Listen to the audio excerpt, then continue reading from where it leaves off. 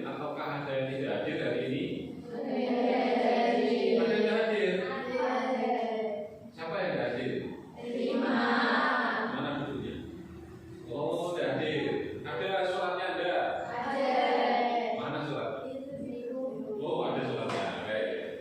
Ya, anak-anak semua, alhamdulillah meskipun mungkin teman kalian hari ini ada satu yang tidak bisa hadir karena apa ini? Sakit atau kenapa? Sakit. Oke, tidak apa-apa. Kita tetap akan lanjutkan materi kita pada kali ini. Alhamdulillah setelah kita melihat semuanya seragamnya sama semua, tidak ada yang seragam yang berbeda. Alhamdulillah setelah semuanya rapi, semuanya duduk dengan baik, dan ini tempat duduknya juga tertata rapi ya, dan juga kelasnya juga bersih. Alhamdulillah ini yang memang perlu kita harus kita jaga.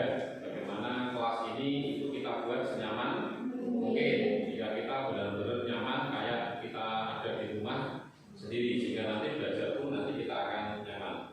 Oke, selanjutnya materi kita ini nanti akan membahas tentang masalah Al-Quran. Al-Quran itu apa? Al-Quran itu kitab suci umat Islam. Kalau arti Al-Quran itu ada yang tahu nggak? Kitab yang dibaca. Itu apa secara bahasa ya, arti kamus ya. Kemudian Al-Quran itu yang menurunkan siapa? Allah. Nah, karena memang Al-Quran adalah wahyu diturunkan kepada siapa?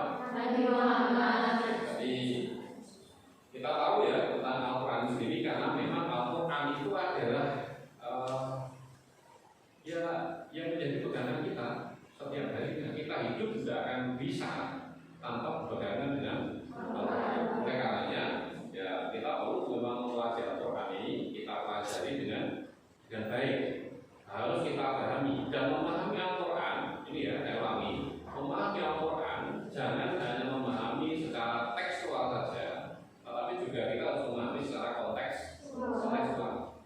Kita memahami jangan hanya menggunakan akal kita sendiri, jangan menggunakan logika kita sendiri, tetapi kita juga berpedoman dengan pendapat-pendapat para ahli. Itu ya, kita kita bahas sekilas sebelum nanti kita bentuk kelompok ya, kita kelompok nanti kita bahas. Oke, akan saya tampilkan sekilas tentang materi Al-Quran. Di materi Al-Quran ini bisa dilihat di tampilan. Sudah kelihatan?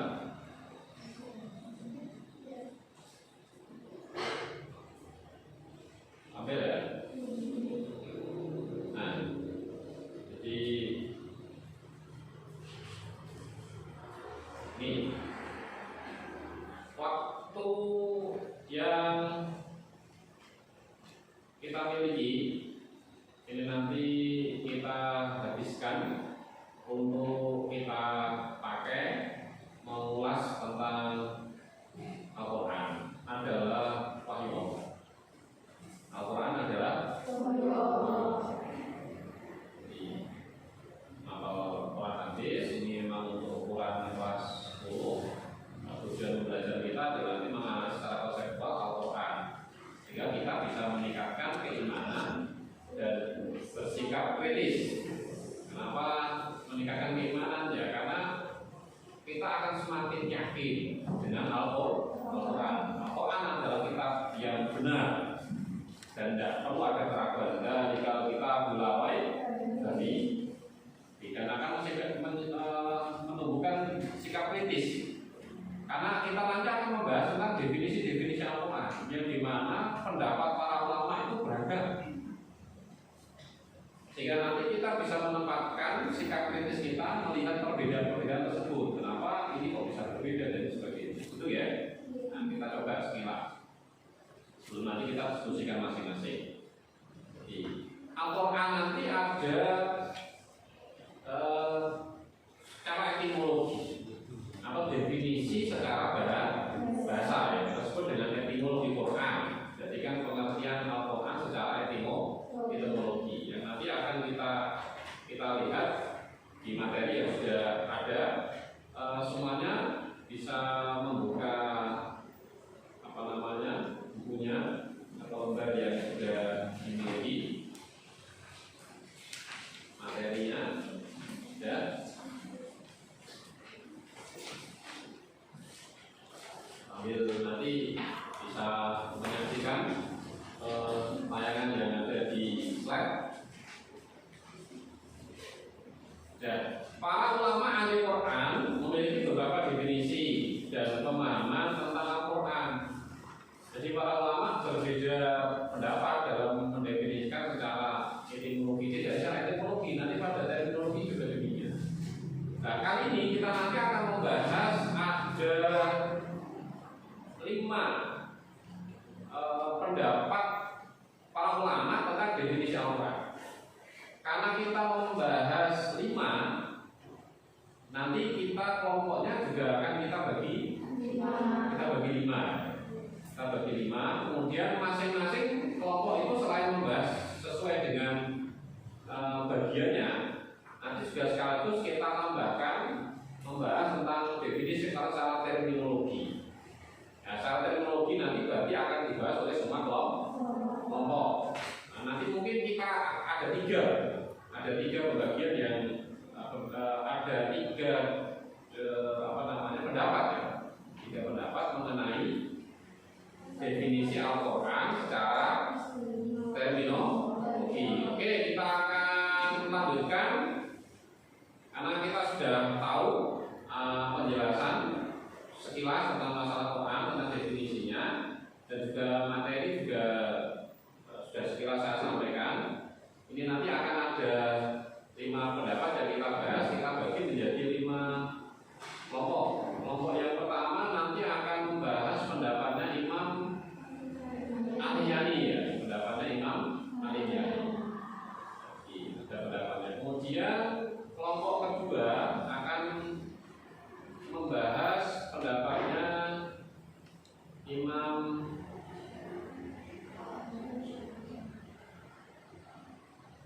Al-Ash'ari. Dia akan membahas pendapat Imam Al-Ash'ari. Kemudian kelompok 3 akan membahas pendapatnya Imam Al-Faroq. Kemudian kelompok 4 akan membahas pendapat Imam Az-Zujjaj. Yang kelompok berapa tadi? 5 membahas pendapat Imam. Oke, sebelum lebih jauh, ini kita bahas secara kelompok. Nanti masing-masing kelompok membahas definisi itu, ditambah 3 definisi secara terminologi, yaitu tentang pendapat Al-Quran atau definisi Al-Quran menurut Syekh Muhammad Fudholi. Yang satu, yang kedua adalah Syekh Subhi Ali, yang ketiga adalah Syekh Muhammad Abdul. Itu yang nanti kita bahas di kelompok. Oke, kita bahas di kelompok. Kira-kira membahas ini kita kasih beberapa waktu ya, yang nanti ketika Anda tak cukup maka saya cukupkan, dan persiapan masing-masing kelompok nanti presentasi. Oke, semuanya kita bagi menjadi 5 kelompok, bisa membentuk kelompok masing-masing. Ya, masuk dibentuk kelompok masing-masing. Ya, membentuk kelompok masing-masing. Lalu kita nanti akan membahas sesuai dengan masing-masing kelompok.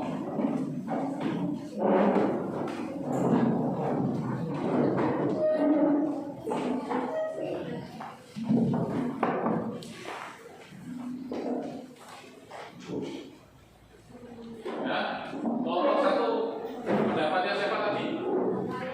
Imam Al-Yani. Kelompok 2 Imam Asy'ari. Kelompok 3 Imam Al-Faroq. Kelompok 4 Imam Az-Zujjaj. Kelompok 5 Imam Asy'ari. Oke, ini kelompoknya semuanya komplit kecuali yang terpaksa bertiga, nggak apa-apa. Oke ya, masing-masing kemudian silakan mendiskusikan tentang definisi pendapat masing-masing imam, yaitu sesuai dengan bagian kelompok. Ditambah tadi pendapatnya Syekh Mudori, kemudian pendapatnya Imam Subki, ya. Yang terakhir adalah pendapatnya Imam Muhammad Abduh, yang nanti hasilnya bisa disampaikan.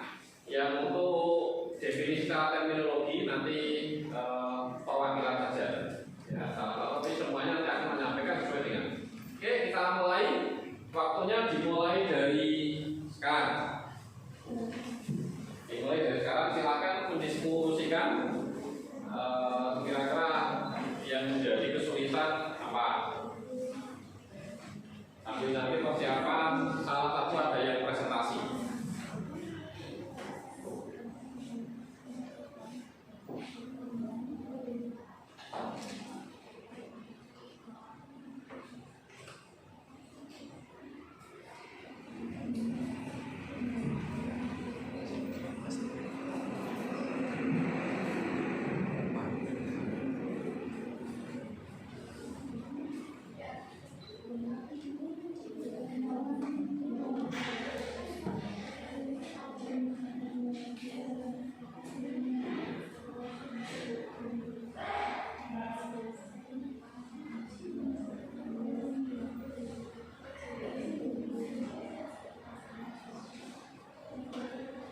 Kalau ada kesulitan bisa langsung bertanya saja. Kira-kira kesulitannya apa? Bacanya atau apa?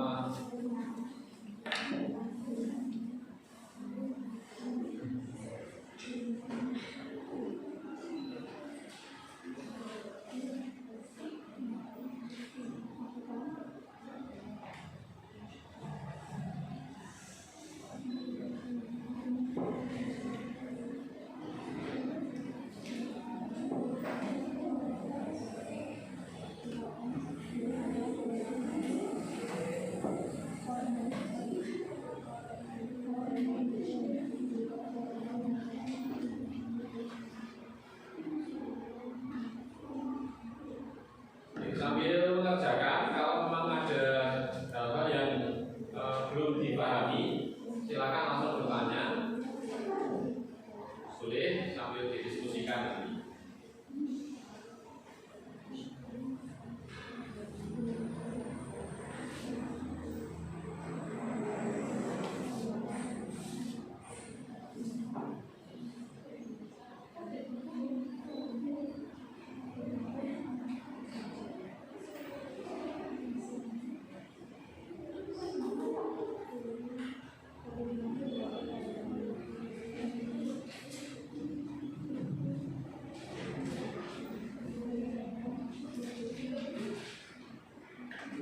Gimana? Cukup?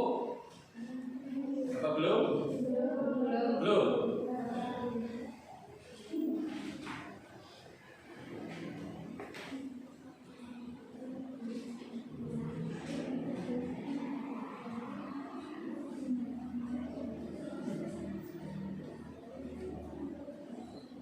Nah, kalau nanti dirasa cukup, kita cukupkan. Kemudian nanti persiapan untuk menyampaikan dari hasil diskusinya.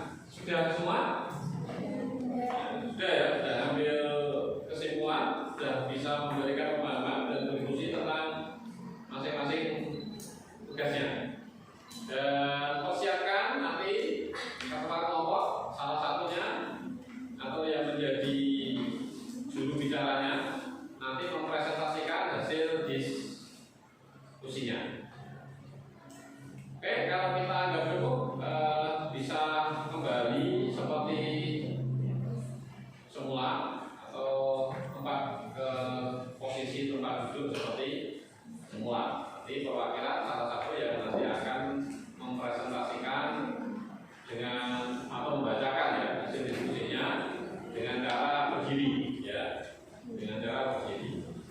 Oke, semuanya bisa kembali seperti semua.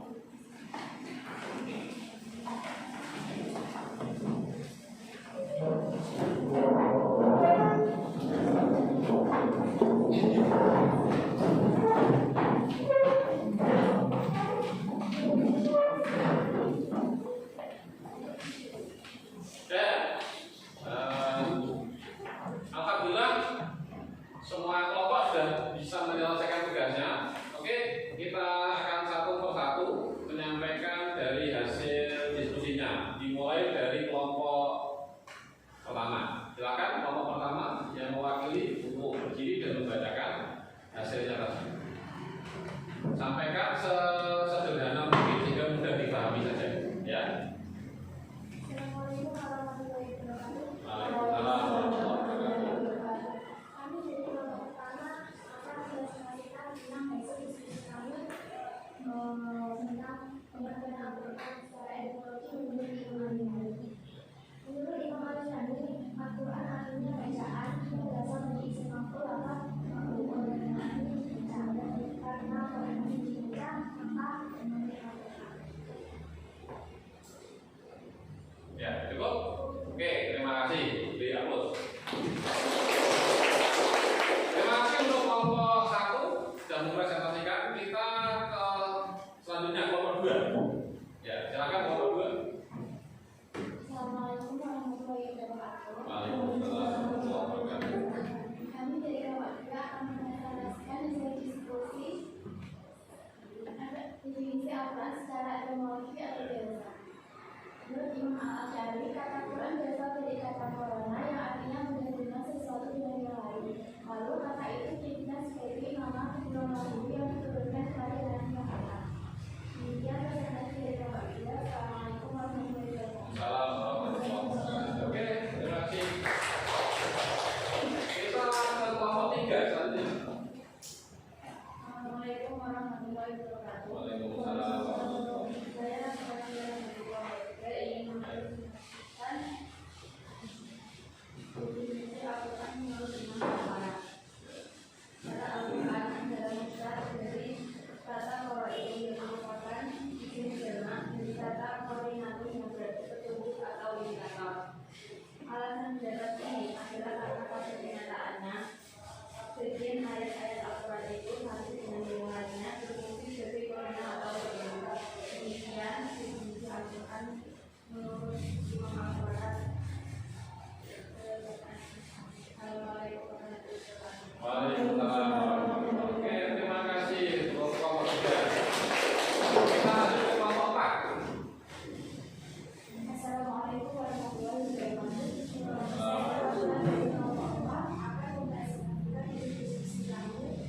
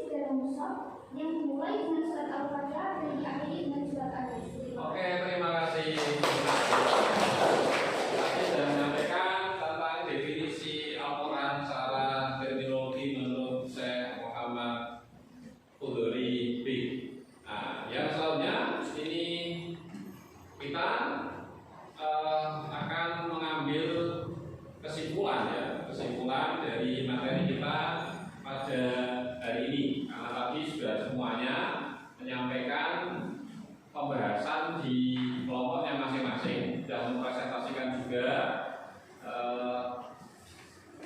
sehingga kita tahu tentang macam-macam pendapat para ulama tentang Al-Quran. Di antara sekian pendapat Al-Quran, pendapat secara etimologi, itu ya, pendapat secara etimologi atau secara bahasa, ada berapa tadi? 5. Yang satu Imam Al-Ghazali, 2, 3, 4,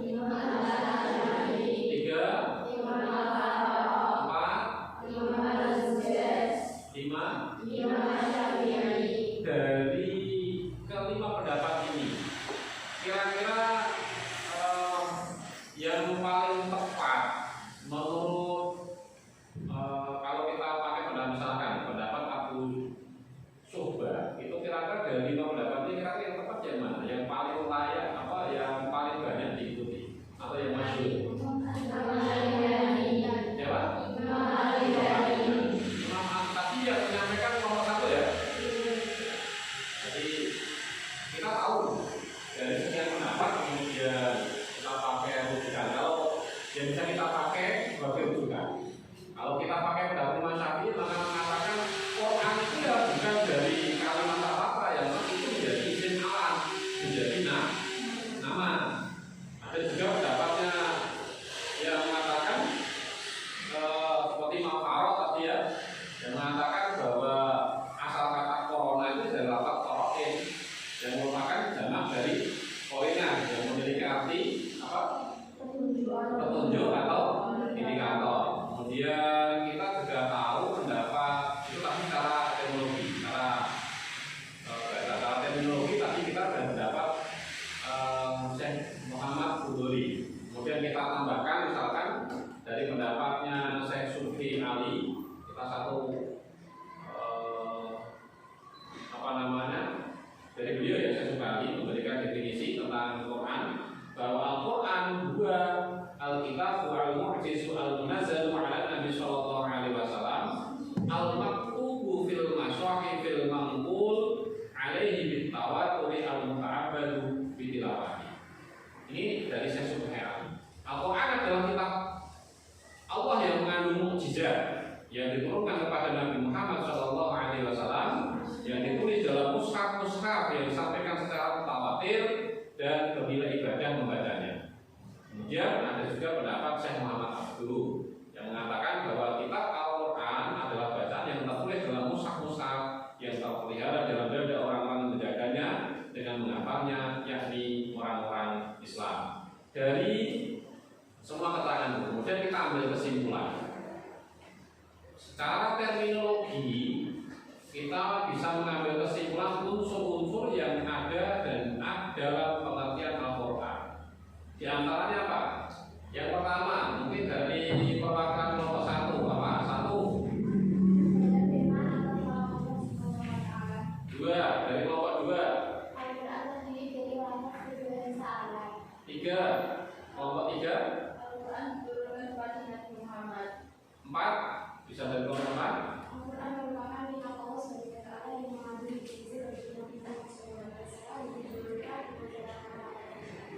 5, dari kelompok 5. Masih ada lagi, ada yang bisa boleh ngajak siapa saja. Yang ke-6, Amrullah. Yang ke-6, kesimpulan yang ke-6, Al-Quran merupakan bacaan mulia dan bacanya merupakan ibadah. ya. Yang ke-7 ada apa? Ya. Yang ke-8, Al-Quran senantiasa terjaga ketertiban dan kemuliaannya dengan adanya sebagian orang Islam yang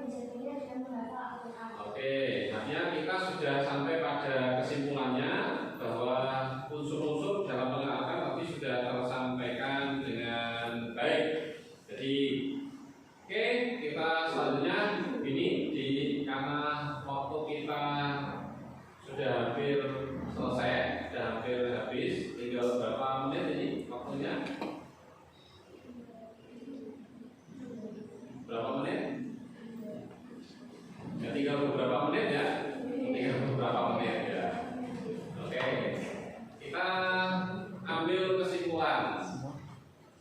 Tinggal berapa menit? Nah, ya kira-kira cukup lah kita nanti ya untuk untuk melakukan refleksi. Kita coba melakukan pengulangan sebentar. Jadi tadi sudah disampaikan dan juga ada beberapa tadi yang sudah kita tambahkan. Kita mengulas. Tadi kan masing-masing kelompok ada menjawab. Misalkan ini bebas saja. Imam Asy'ari dalam mendefinisikan Al-Quran, Quran didefinisikan sebagai apa?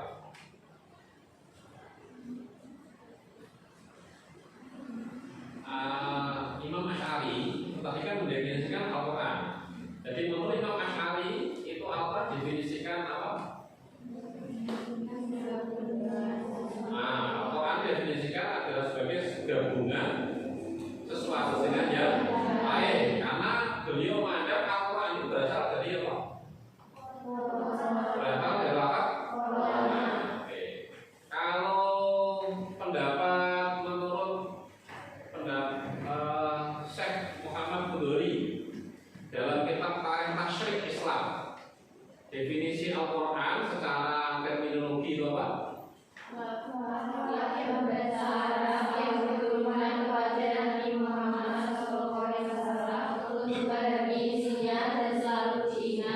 Yang disampaikan dengan cara mutawatir, yang ditulis dalam mushaf, yang dimulai dengan surat Al-Fatihah dan diakhiri dengan surat An-Nas. Oke, terima kasih. Jadi sudah paling enggak tadi dari yang kita pelajari, ini tinggal nanti